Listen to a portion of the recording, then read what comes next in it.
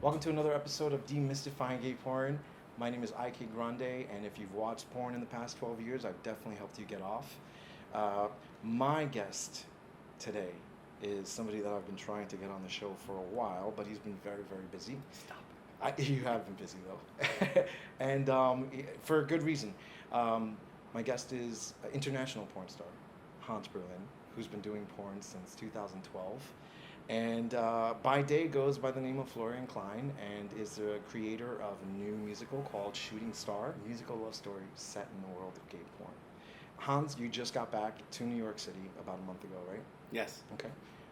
What have you been doing since you've been back? Because you've been in California for what, for like 6 months? 3.5. Okay. Yeah, So 3.5, 4 months, but it felt like 6 months. yeah, I mean, I thought you were there. You were constantly, whenever I saw your Facebook posts and stuff, you were constantly working on something. Like, well, your project, but it was fundraising, be it all that stuff. It's insane. I got to give you so much props because, Thank you. my day job too, I write, I do a whole bunch of other stuff.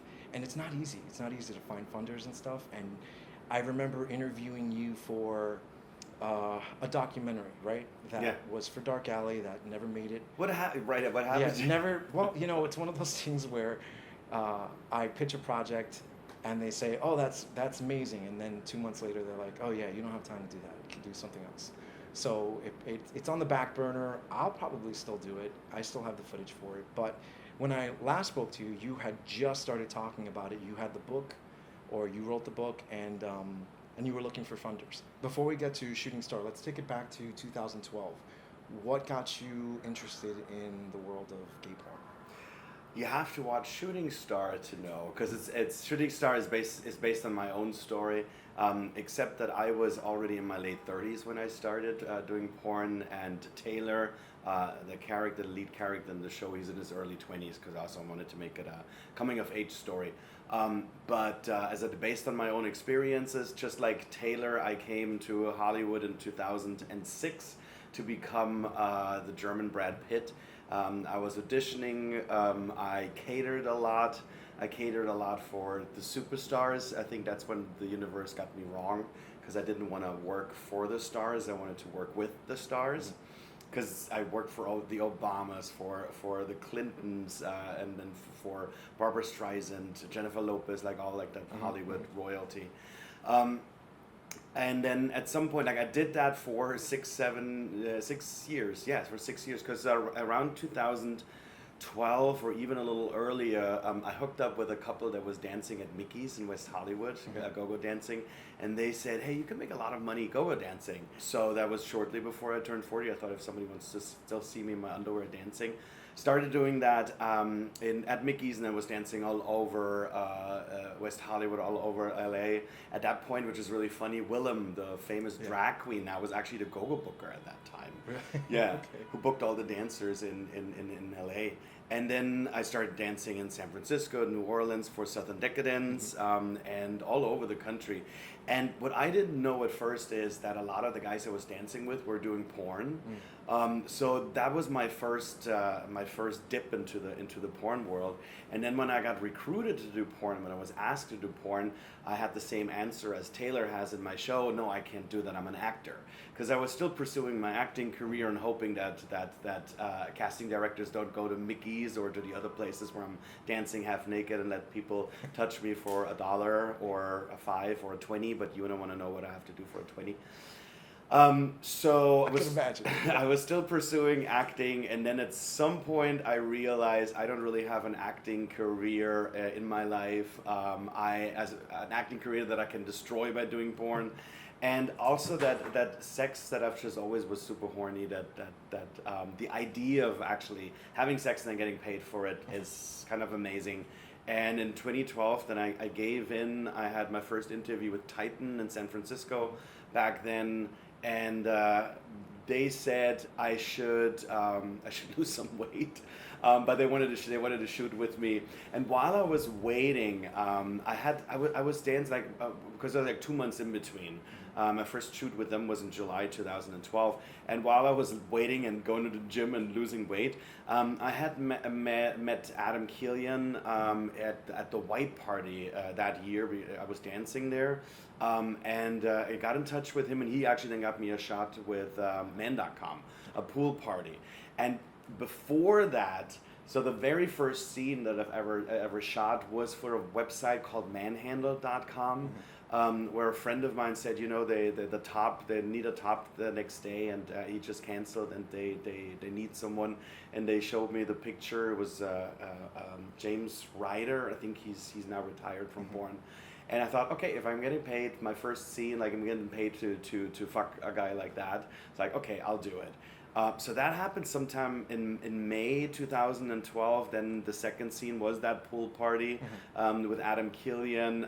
Back then, with several other known performers. Trent Ducati was also in there as well. And then my first two scenes with Titan, and from then on, I found my calling, and became an international porn performer. Because that year I also went to back home then and shot with Katzo in Berlin. And the nice thing is every time when I go back home to Europe, because I'm originally from Germany, I can shoot all over Europe and live shows. And one of my biggest live shows was in Rome next to the Vatican, which I thought was really funny. Now being back, or when I was just back in LA, I thought I came here in 2006 to become an entertainer, to entertain people.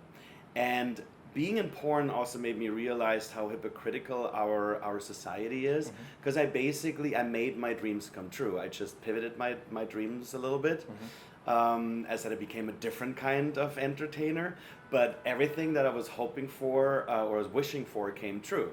I have fans, I have people that watch the work that I do, and they love it, and I get paid for it. I travel a lot. And I can pay my bills with the entertainment that I do. Yeah. So just because it's not the real acting, society is looking down on us. But that's what I was saying. That's why I realized, like, what do we define as good and bad, as morally right and morally wrong? That's a very good way of looking at it, by the way. Yeah. The fact that you are an entertainer, you're still entertaining. Yeah. You're doing it in the most carnal way possible. Yeah. On top of that, and your kind of entertainment is so intimate with the people that are watching your stuff. So kudos on that. I never looked at it that way.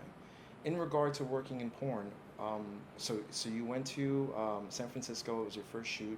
You've worked with dozens of studios. Who or what has been the best studio for you to work with? That's a tough one.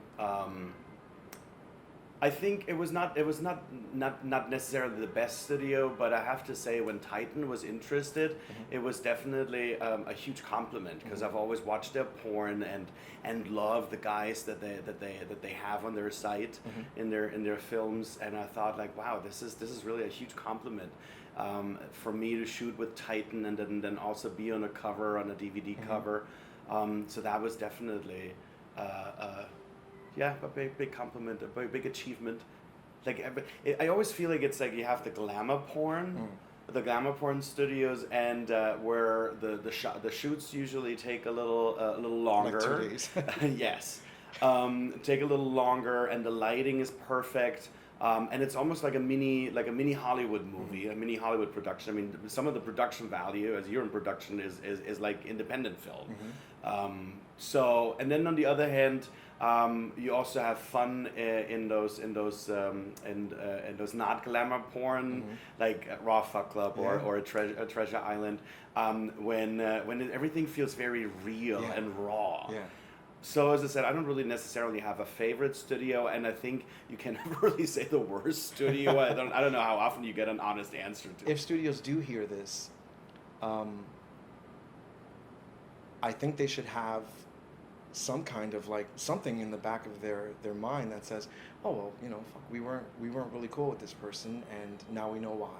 Because I've heard so many different stories working for Treasure Island now too. All I hear about, like, there's so much demonizing about this studio for what they did, right, 20 years ago, doing bareback porn and all that. Now everybody's doing it. So, and even the people that were the biggest demonizers are the ones that are doing it too and making their money off of it. At least when these guys started, they tried to do, um, uh, like they were HIV positive people and they were still having sex. Let's make a studio that shows HIV positive men having sex with HIV positive men. There is a lot of people do give me an answer. If you haven't, it's fine, no problem. Some people will not say the name of it. Maybe the experience, right? So. Well, I think in general, and as I said, there's really not like, because I'm thinking while I was talking to you, I was thinking there's not really a studio that I didn't like working with. I think sometimes there's some performers that were more fun to be working with, and other performers who were the ones who were sitting back and in their break and were on their phone all the time and didn't really interact with you, or also these kind of performers that you meet out and about at some award show or even at a pool party in LA, and then you shot a scene with like that particular person, but he doesn't say inside of you. yeah, or you've been inside of them. or vice versa. It was a versatile scene, and then they don't even say hello to you. Or at the gym, like there's like some performers where that has happened, and I always think, and that's also theme in the show and in the musical is. We get judged by society all the time. I think we should try not to be judgmental within the industry and at least be nice to each other. And even if we don't like the other person, like at least be nice and be respectful and say hello. I agree with you. Who was the best top, or the best topping experience that you had in the industry so far? Like when you're getting old and you start forgetting things. Christian Bjorn. I was like, what was the name of the studio again? I love, like, I'm blonde and blue eyed. I love Latino guys, and when I work with Christian Bjorn and they have these super hung Latin guys there, that's like some of them were like amazing tops because they have like exactly the kind of dick that I love. I think favorite bottoms. There were some studios in the UK that gave me some, like when I top, I want to have someone who's very young, legally young, but something where I feel like where I can be the dominant top and just throw them around. I always feel like if my bottom is like a big muscle guy, that I always feel like my dick looks small then. So I want to have someone smaller framed. I remember, and as I said, I'm not into underage kids or that, but I think like good. I'm glad you thank you, I clarified that. But the daddy boy thing, like I like that. That was Icon Male was also a studio that gave you some guys where this whole fantasy about being a dad. Not just a daddy, like actually being a dad. Yeah, to like a stepson or something right. like that. Okay. Not that I think like we all probably can answer that question. Did we have a crush on our dad? Not really, but it was the first dick that I've ever seen in my life. So yeah, I wanted to touch it. So that fantasy of now being the dad and then having my son or my stepson and have like a little thing with him and breaking the barrier, the taboo. That was definitely very hot. That's similar to like brothers, stepbrothers, brothers, all that. So yeah, you're absolutely right. It's the first experiences that we've had sexually, or the first time we've ever been curious about looking or getting away with it. Because if you have a brother, you're constantly in the room with them. Right. If you share a room. And I had an older brother who was a professional bodybuilder. Oh God! So it was you were in trouble from the beginning. Right. It was definitely like I definitely had a crush on my brother. Yeah, you Germans are built like a brick house, man.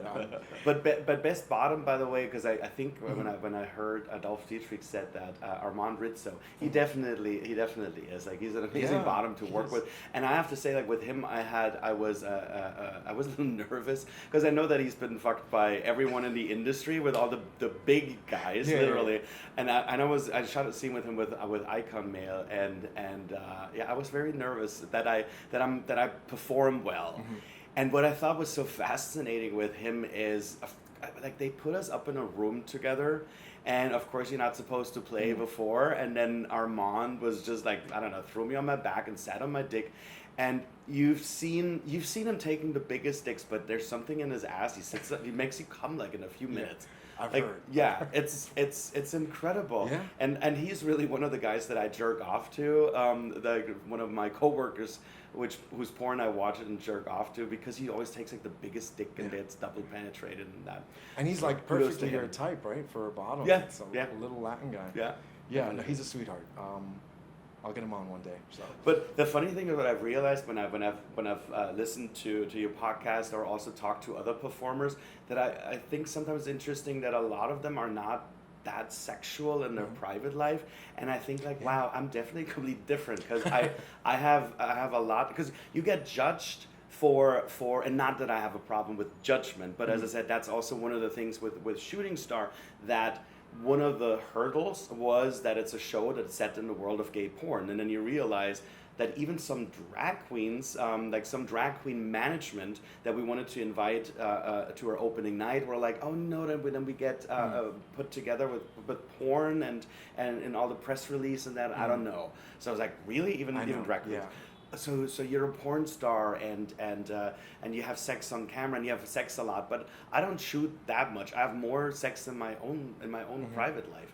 That's what I'm saying. Like, I thought it was always interesting with when I'm listening to other porn performers that say, "Oh, I'm not really that sexual." I was like, I'm horny all the time. Yeah. That is definitely one of the reasons why I started doing porn, because I was having so much sex in my own bed or in other people's bed that I was like, I might just as well get paid for it. Yeah. You know what? One of the best shoots I've had with you has to be what? Which one were you gonna say? I particularly have Fucking Famous. I just wanted to say, oh my God. And the best part about that is there's a director's cut. Really? That I am hoping. Yeah, remember, because I wasn't allowed.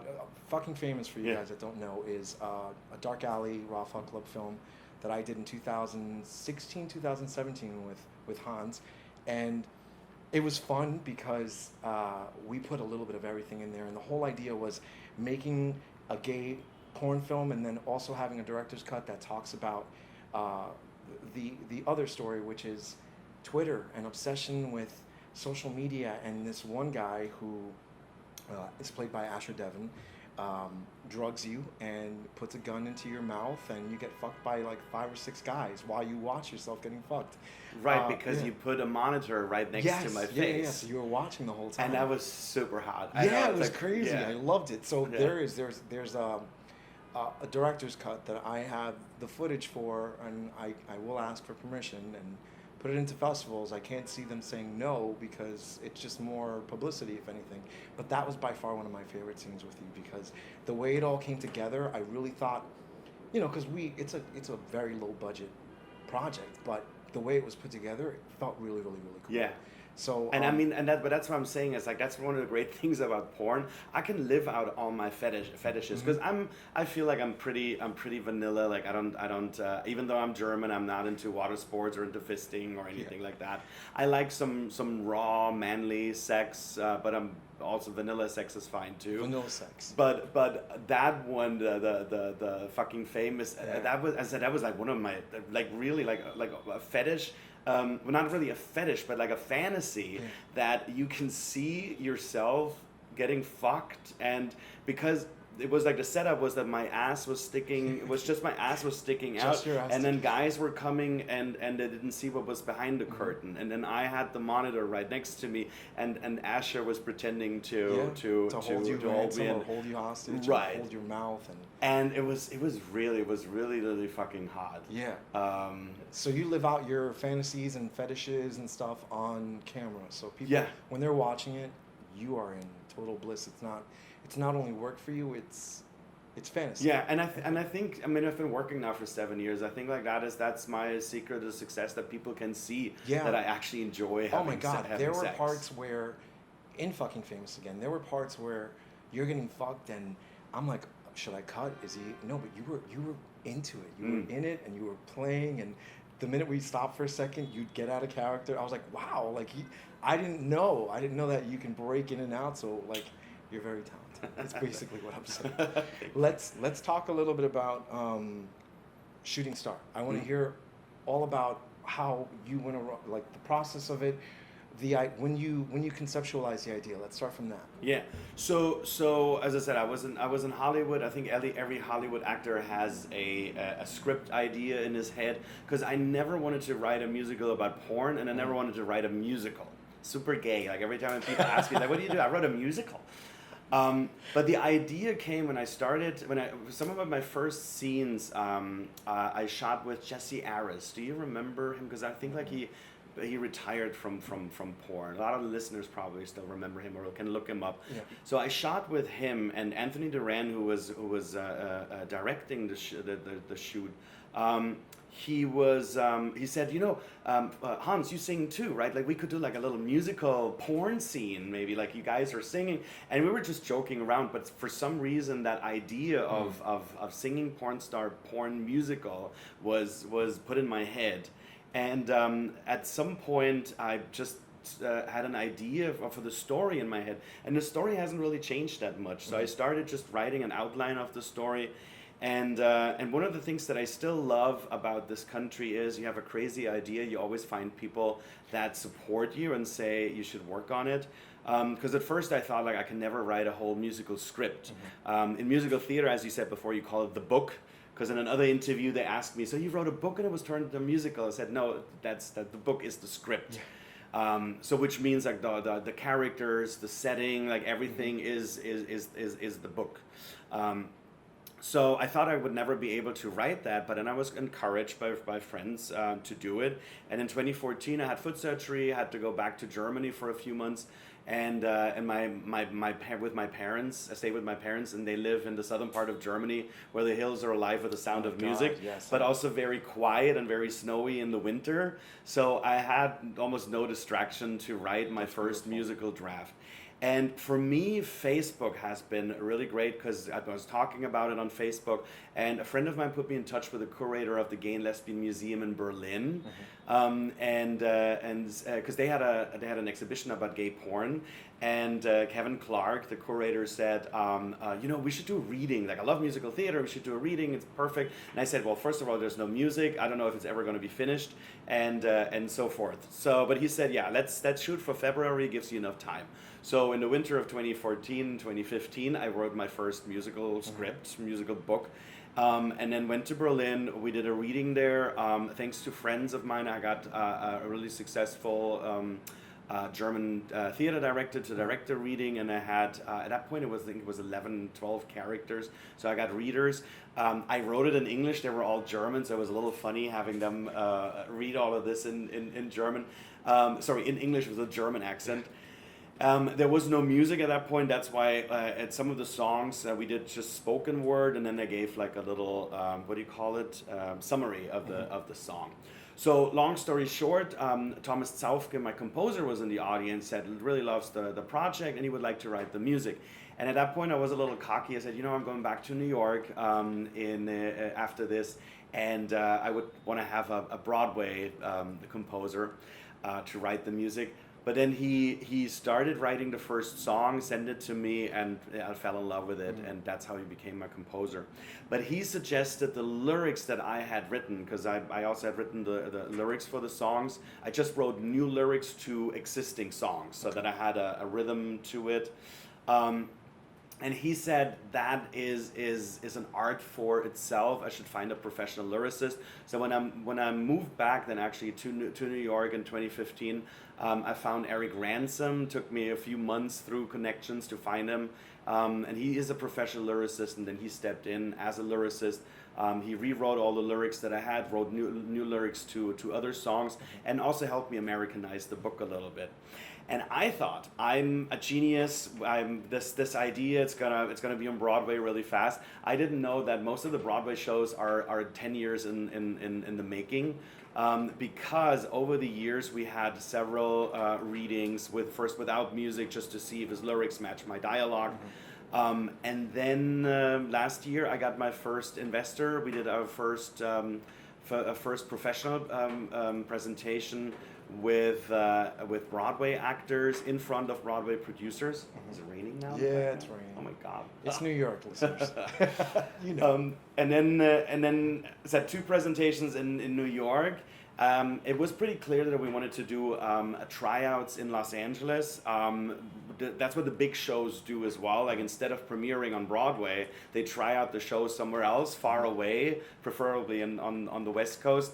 If in case the show sucks and needs some more rewrites, that New York doesn't hear of it. Yeah, that they don't do Right. it there first. So one of my friends, Stephen Fayos, who wrote Confessions of a Mormon Boy.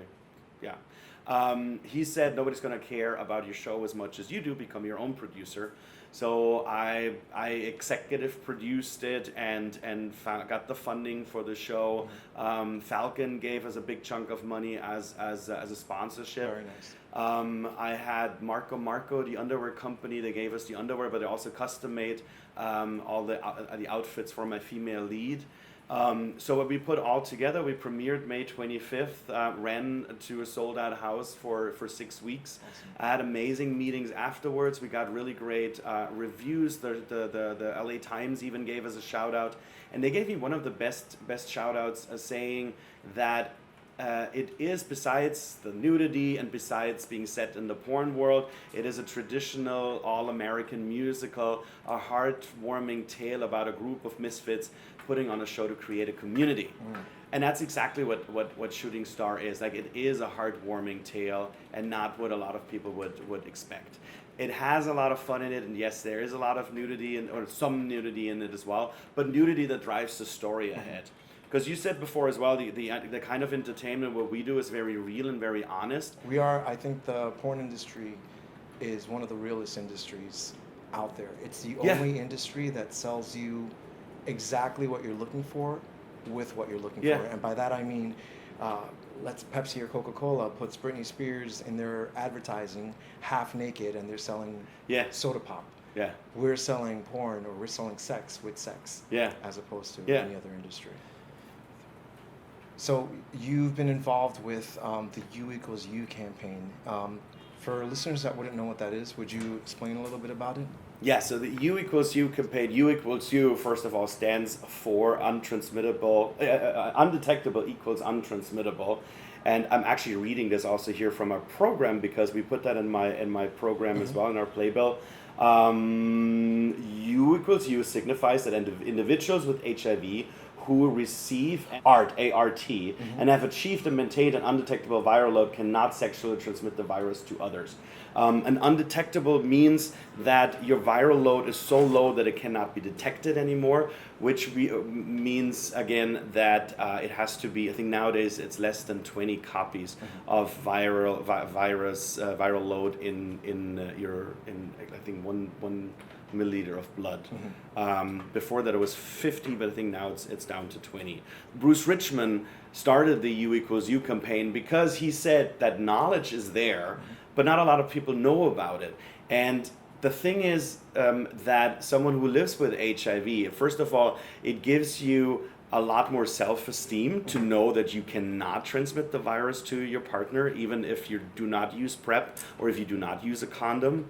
And also the stigma from like the fear from other people has to disappear, because even if I get hit by a cab outside and I'm in my puddle of blood, that there is no transmission.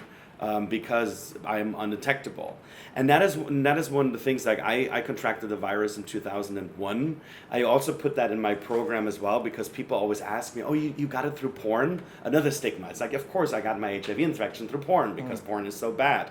And that's one of the reasons why I support Bruce Richmond. I mean, he does the majority of the work. He travels all around the world, and he's going to go down in history, in HIV history. And he's definitely one of my idols, my heroes.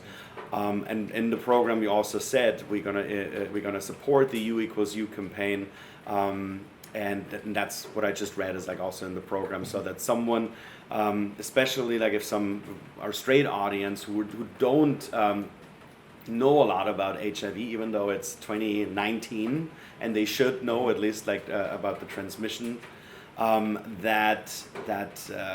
educate them. I'm still looking, or I found finally what I'm good at. That shooting star is this confirmation that who you are and what you were born with is good, and maybe like a compensation for all these years when you felt like who you are is not okay. And I'm as an audiobook, I'm listening to the Velvet Rage right now. A lot of people told me about the book, which basically also said like every gay man, like we all need therapy. I hope that the new generation, that it's easier for them. But I also just came back from LA, and they say that a lot of the young kids in LA, a lot of the homeless kids in LA are LGBT youth that was kicked out by their family because just for being gay. So as I said, it's I'm still a dreamer, and I'm still a big child, and all of that is in Shooting Star. Okay, sweet. I want to thank. But you. I'm also a sex addict, and I love sex because I'm gonna get my blowjob now. You are gonna get your blowjob. I want to thank you. Not from you. Yeah, not from. That's we don't know each other that well yet. We know each other probably too well. Yeah, I know, right? I've seen you do everything. Okay, I've trained you out, tricked you out on screen. I want to thank you so much for sitting down with me. I think it's going to be a delight for people to hear, and very educational. So, Hans Berlin, thank you so much for being on the show. And thank you for having me. No problem. Thank you for doing this. Thank you for doing this podcast, because we're all fighting the same fight. Yeah. Let's demystify and make porn stars human, and just anybody on a bus or talking to you in a bar or something can be a porn star, and you have no idea, especially now with OnlyFans and Just for Fans and all that crazy shit. But thank you again for listening, guys. Remember, click subscribe on Buzzsprout, click subscribe on Spotify, and watch it on YouTube. And my name is IK Grande. This is Demystifying Gay Porn. And if you've watched porn in the past 12 years, I definitely helped you get off. Cheers.